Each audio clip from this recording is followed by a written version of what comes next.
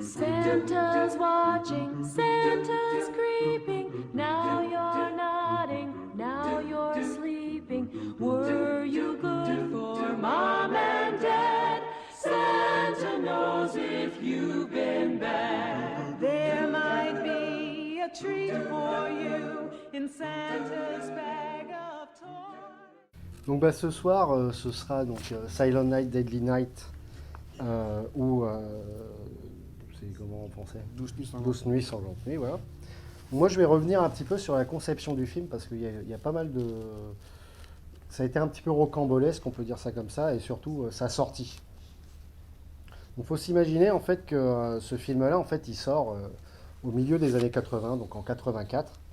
Et c'est une période où le slasher est vraiment le vent en poupe, quoi. Il y a des gros succès, donc Vendredi 13, Halloween, voilà, tout ça, quoi. Freddy, bien sûr.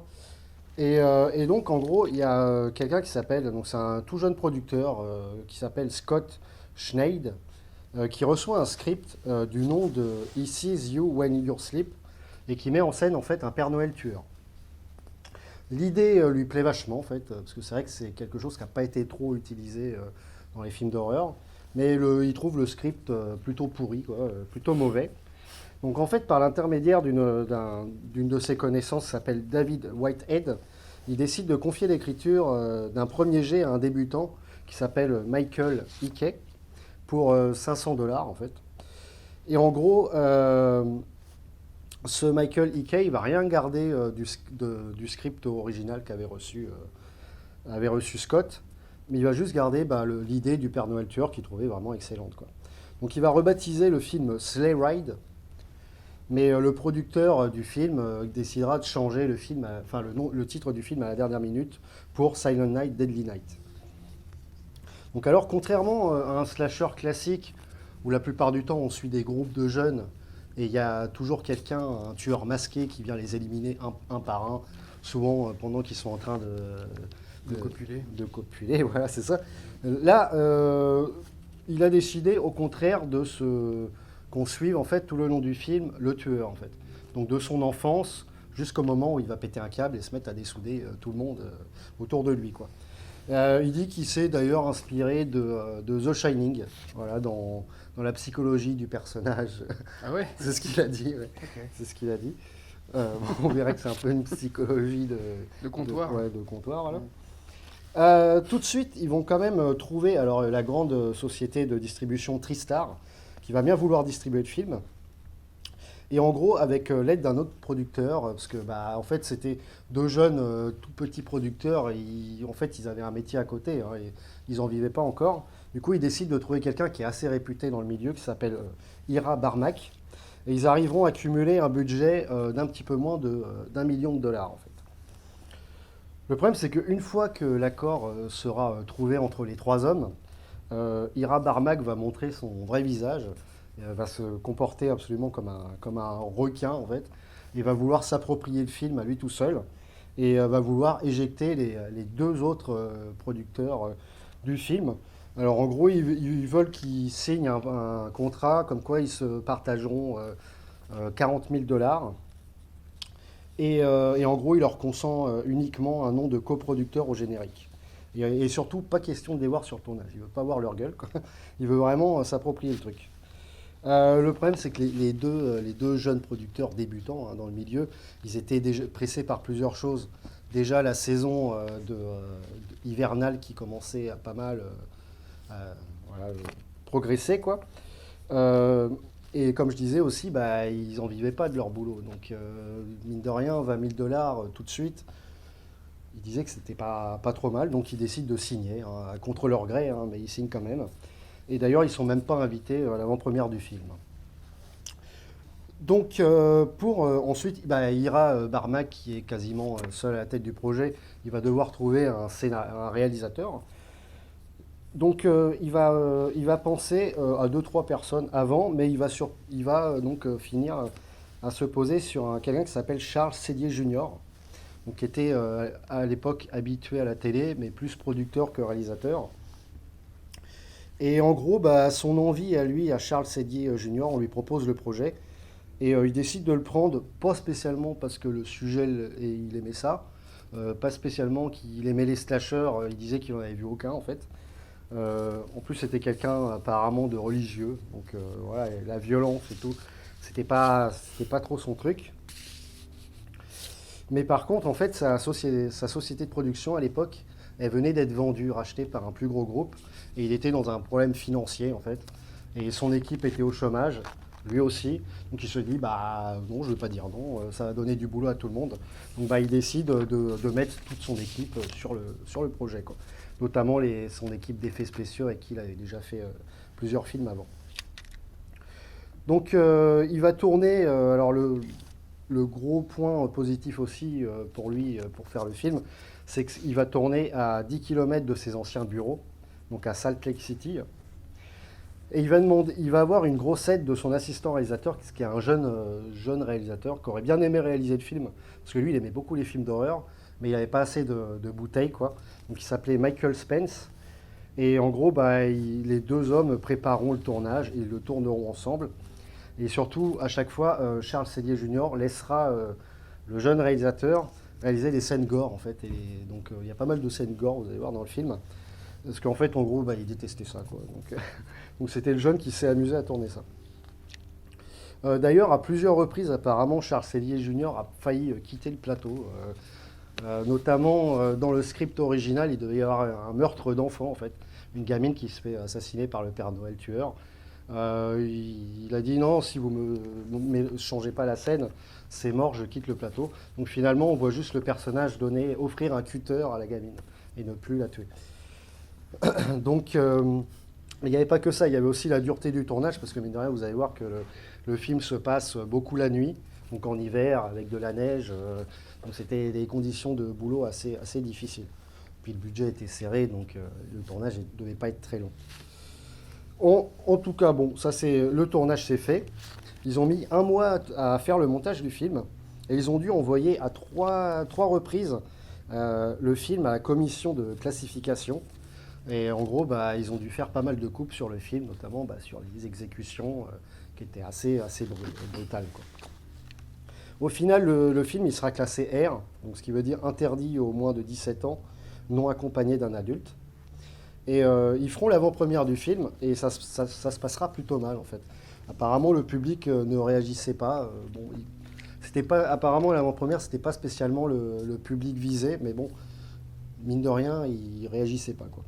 Par contre, le scénariste, lui, était content de voir le film sur les écrans, parce qu'il disait que quasi tout ce qu'il avait écrit se trouvait à l'écran. Donc, il était très content. Alors ensuite, on va parler de la communication du film, parce que c'est là qu'il va y avoir quelques problèmes. Donc en fait, TriStar, comment ils vont procéder? Ils vont diffuser des bandes annonces du film à la télévision américaine 2 semaines avant la sortie du film, à partir du 20 octobre 1984. Des spots de 30 secondes environ, où en gros on voit un mec déguisé en Père Noël menaçant défoncer la porte d'une baraque, sortir un couteau, voilà quoi. Donc un truc assez violent.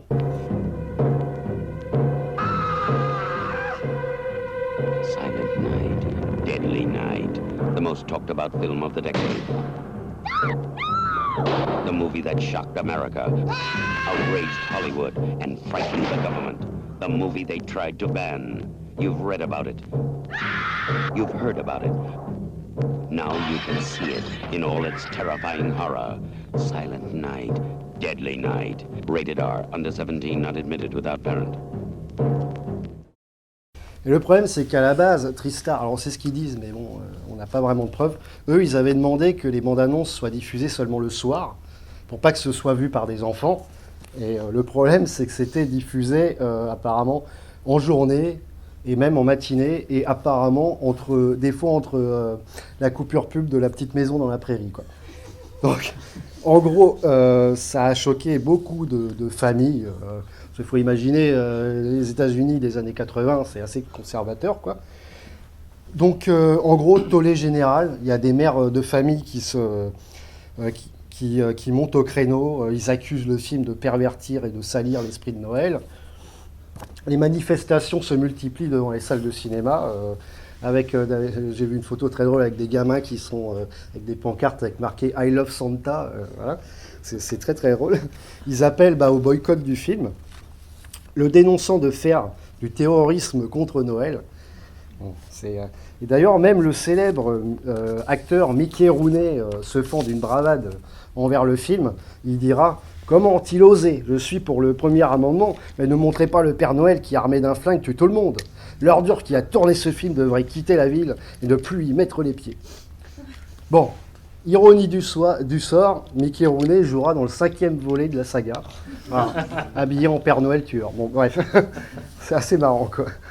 Il y a aussi la presse qui s'y est mise, et pas que des petites agences de presse, des gros trucs. Alors, j'ai gardé les meilleures phrases, les plus drôles. Donc, Douce nuit, sanglante nuit est un sordide, misérable et insultant tas d'ordures. Voilà. Il y a un autre qui dit « Lécher le goudron de la route serait plus agréable que de regarder ce film. Je n'avais pas vu une merde pareille depuis vendredi 13, chapitre final. » C'est méchant. Voilà. Non, je vous ai gardé les meilleurs, mais il y en a plein d'autres. Donc il se fait quand même qu'il y a des salles dans le Montana et à New York qui ont refusé de le programmer en fait. Et en gros, toute l'Amérique conservatrice a montré ce film du doigt. En vrai, on ne sait pas trop pourquoi, mais bon. Et en gros, TriStar se contraint d'enlever ses bandes annonces de la télé et le film ne restera que 2 semaines dans les salles. Apparemment, c'est Coca-Cola qui avait une grosse part en fait d'argent dans TriStar. Et vu que forcément, durant les fêtes, pour vendre leur canette, c'était sur l'image du Père Noël. Donc, du coup, ils trouvaient que ça faisait tâche, quoi. Et voilà, ils ont mis la pression, il paraît. Et en gros, pendant toute cette polémique, on peut se demander où se trouvait le réalisateur du film. Est-ce qu'il défendait son film?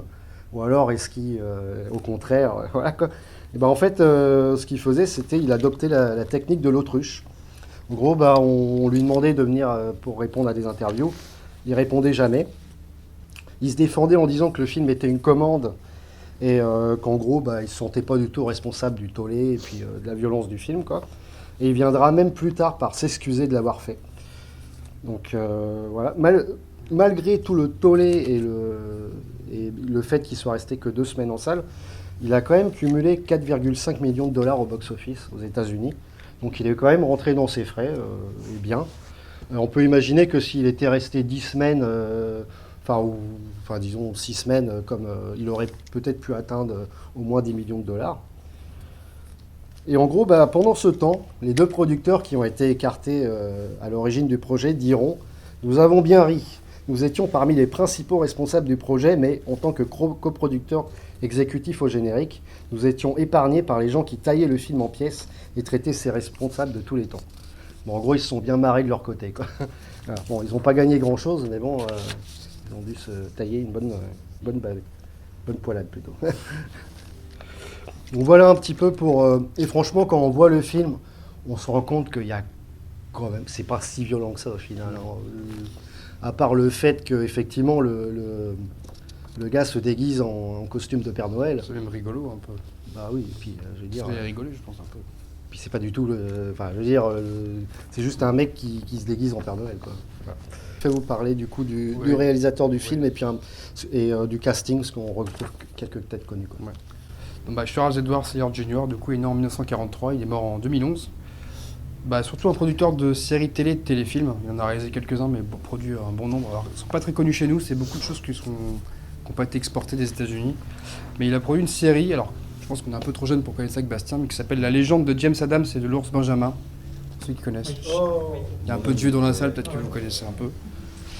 Un peu à la Davy Crockett, ce que j'ai vu. C'est passé sur TF1, je crois.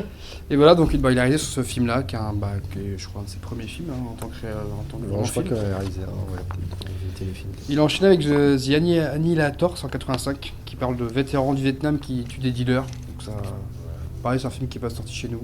Enfin, voilà, et rare. Il a fait un 3e film qui s'appelle Snowballing en 87, où on voit l'affiche, on voit 2 jambes d'une femme avec un bonhomme de neige entre les jambes. Comme quoi ça l'a marqué la période de Noël. Ouais.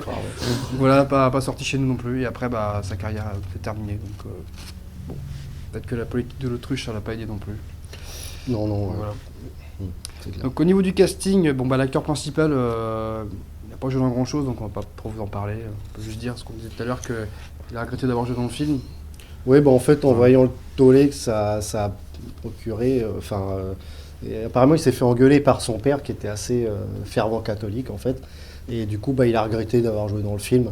Et d'ailleurs, bon, bah, sa carrière n'a pas donné grand-chose. Bon, quand on voit comment il joue, c'est pas trop surprenant. Il Mais... faut oublier que c'est les années Reagan en plus, hein, tout ça par là. Donc, Ah ça oui, commence, c'est ça, donc, ouais, c'est clair. C'est clair. Mais il y a une tête connue un peu dans le film, c'est Liliane Chauvin. Donc elle joue le rôle d'une mère supérieure, donc elle a un visage très sévère, donc ça lui colle très bien. Ouais, très strict. Donc elle est franco-américaine, donc elle est née en France, Liliane Chauvin, en 1925. Elle est morte à Los Angeles en 2008. Donc elle a une carrière quasiment exclusivement américaine. Elle a joué un petit peu en France, en Italie. Donc elle a commencé dans les années 50, dans des petits rôles. Elle est surtout connue pour Satan mon amour, un film américain de 71 qui est assez sympa, quand même, qu'on vous conseille. Donc après elle a enchaîné avec Douce Nuit. Predator 2 quand même, qu'on aime beaucoup, enfin moi j'aime bien, où elle joue la médecin légiste. Donc elle a une scène avec Danny Glover, voilà, elle commence à être vieille déjà. Elle joue aussi dans Universal Soldier, elle joue la mère de Jean-Claude Van Damme. Donc voilà, c'est quand même cool. Et un de ses derniers rôles avant qu'elle prenne sa retraite, c'est Arrête-moi si tu peux, où elle fait la grand-mère de DiCaprio. Voilà, le rôle de grand-mère. Dans le film, vous verrez aussi une nana, vous verrez direct parce qu'elle est à poil. Voilà. Sinon, elle joue tout le temps à poil, c'est Linnea Kingley, on en a déjà parlé plein de fois parce qu'elle joue dans plein de films. Vous verrez, elle a les seins refaits, elle a les seins limite sur les côtés tellement qu'ils sont refaits, quoi. Pas à l'époque, Si, je pense on en parle après le film, mais je pense qu'ils sont refaits déjà. Hein. Donc voilà, c'est un de ses premiers films aussi, celui-là. Et je trouve qu'elle parle très peu dans le film d'ailleurs. Et, Très peu, ouais. Après, elle a enchaîné, après celui-là, l'année d'après, par Le Retour des Morts Vivants, qui est un film culte, où elle fait une espèce de punk qui fait un striptease dans un cimetière. Donc voilà, c'est une scène culte qui l'a rendu. Qui a vraiment lancé sa carrière et après, elle a pas arrêté de jouer, quoi. Vraiment. Ah oui. C'est devenu une sorte de scream queen des ça. années 80-90. Donc voilà, elle a enchaîné avec Flic aux zombies aussi en 88, qui est un film qui est très très cool. Et La Nuit des démons, donc on a fait une vidéo il n'y a pas très longtemps sur ce film. On revient sur la trilogie. Hein. Voilà, film d'Halloween, où elle joue dedans aussi. Et puis un autre acteur dans le film aussi, qui est Britt Leach, qui fait le gérant du supermarché, on dirait qu'il y a un magasin dans le film, où quasiment tout se passe. Donc lui, là, on l'a vu En route vers le sud en 78, à côté de Jack Nicholson. Dans le dernier Starfighter, en 84, qui est un film qui a été réalisé par je sais plus qui, mais c'est un film très très cool qui fait très ambiance années 80. Star Wars, quoi. Entre Star Wars, mais vraiment une bonne ambiance un peu à la E.T., tout ça. Et Une créature de rêve aussi en 85. Voilà.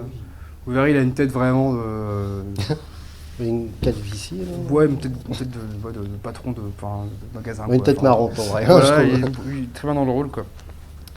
Voilà. Moi, je vais vous parler quand même des suites de Silent Night, Deadly Night, parce qu'il y en a eu 4, quand même. Donc, il y en a eu, la première suite est sortie, malgré le tollé, ils ont quand même voulu remettre le couvert, quoi. Donc, Silent Night, Deadly Night 2 est sorti en 87 et réalisé par Lee Harry. Et ce film a une particularité, si tu veux bien nous en parler quand même, parce que c'est assez marrant.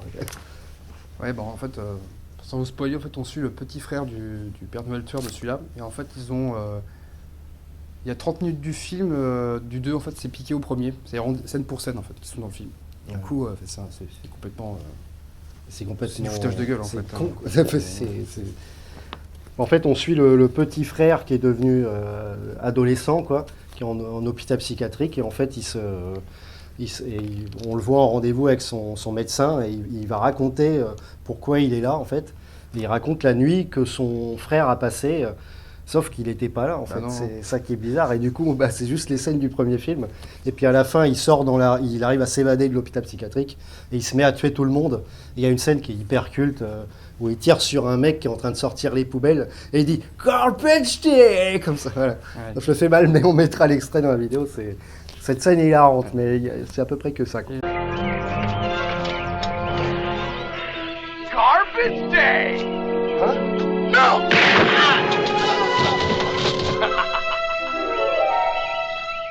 pas, quoi. Et je crois que le film a été distribué par Roger Corman quand même. Donc, D'accord.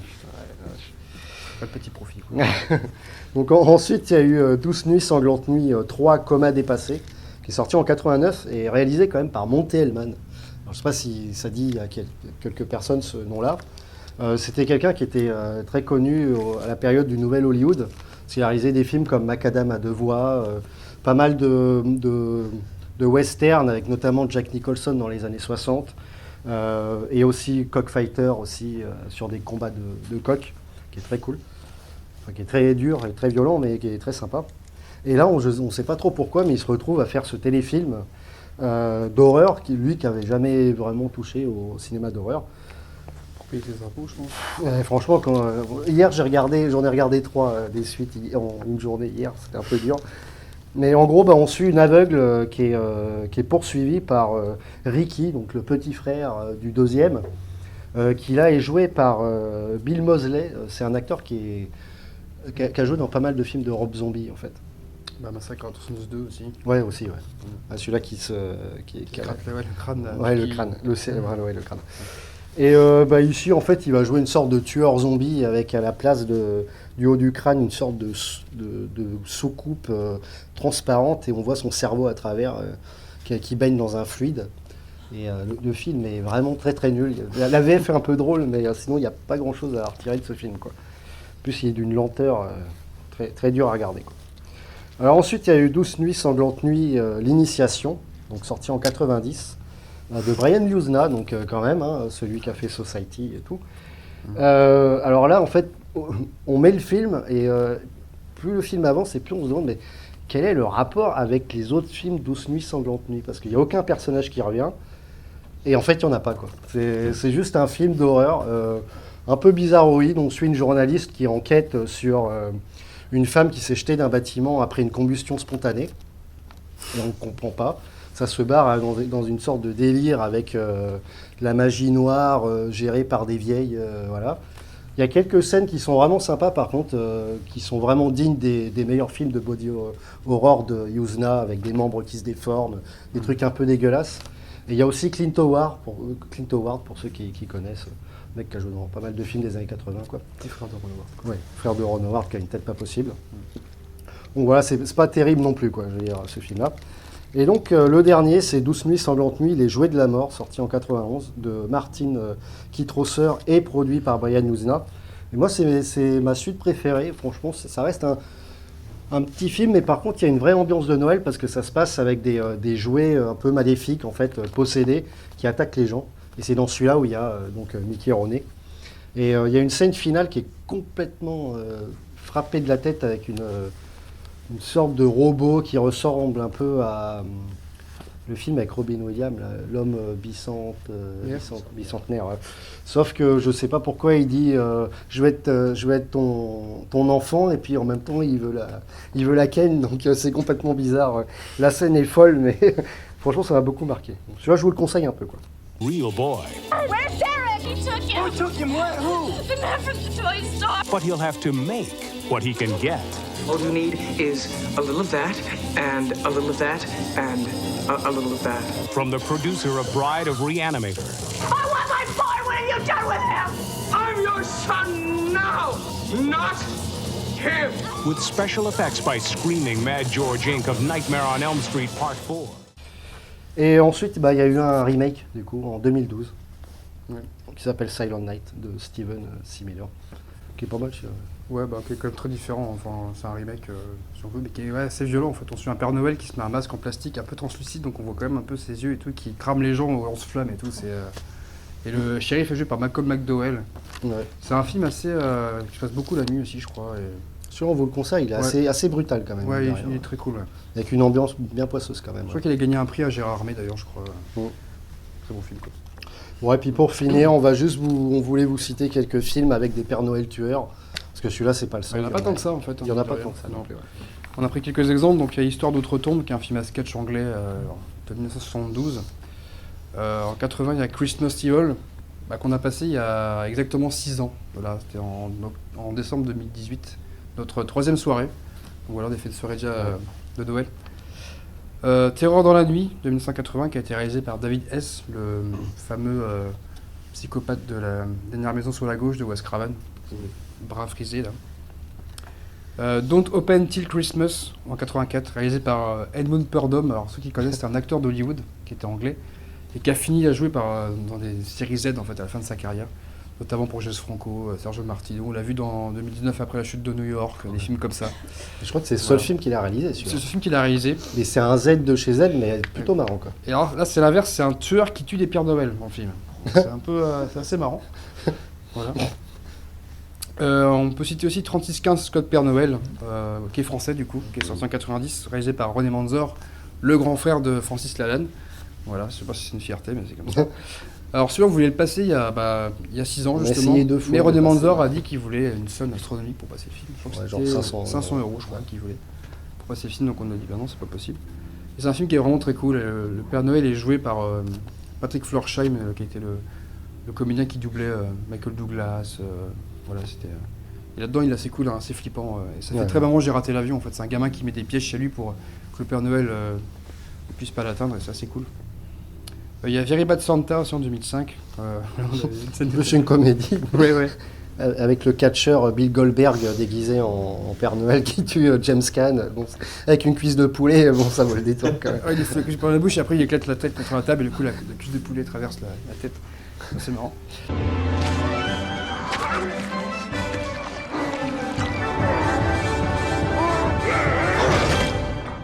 Et puis il y a un film qu'on aime bien aussi, qui sort en 2015, qui s'appelle Krampus, je sais pas si vous connaissez, qui est un film fantastique en fait, et on voit une espèce de... Le Père Noël c'est un espèce de Saint-Nicolas diabolique avec des cornes de diable. En Ouais, fait, ça revient plus à la tradition ouais. pour les enfants qui n'ont pas été sages. Et Ils celui-là, disaient que c'était Krampus qui faut venait. pas le regarder avec vos enfants en fait, c'est un peu traumatisant. Les effets quoi. sont très bien faits et sont Ouais. vraiment originaux, Il y quoi. a un monstre, c'est l'espèce de jouet là, vous savez, avec le coffre à jeu qui sort et qui bouffe les gamins en fait. Là, c'est un Un peu trash. peu bourrin quoi. Mais...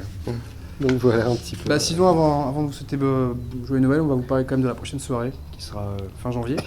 Alors là, c'est le premier film espagnol qu'on passe. Voilà, c'est un pays quand même qui a fait un peu de cinéma bis. C'est pas toujours facile d'en parler entre guillemets parce que c'est des films un petit peu invisibles des fois. Donc c'est Pieces et en France Le Sadique à la tronçonneuse. Voilà. Bon, pour le coup, il y a vraiment une tronçonneuse dans le film, je crois quand même. Ah oui. Donc voilà.